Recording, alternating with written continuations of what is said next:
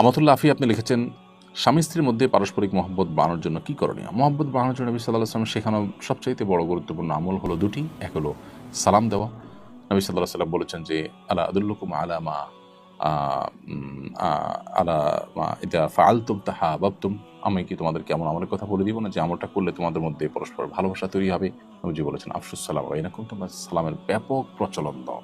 ব্যাপক প্রচলন আমরা যদি সালামের দেই, ইনশাআল্লাহ দেখা যাবে যে পারস্পরিক ভালোবাসা বাড়বে। সেই সাথে হাদিয়া বা উপহার উপঢৌকন বিনিময়, এটা উভয় পক্ষ থেকে হতে পারে। স্ত্রীর যদি টাকা না থাকে, তিনি অন্য কোনোভাবে গিফট বা উপহার হিসাবে স্বামীর জন্য উপস্থাপন করবেন, যেটা হয়তো অনেক ব্যয় সাপেক্ষ না, সেরকম জিনিস দিয়ে বা সেরকম আপনার উপায়ে তিনি স্বামীকে উপহার উপঢৌকন দেবেন। এক কথায় পরস্পরকে হাদিয়া উপঢৌকন আদান প্রদান করার মাধ্যমে কিন্তু পরস্পরের মধ্যে ভালোবাসা তৈরি হয়।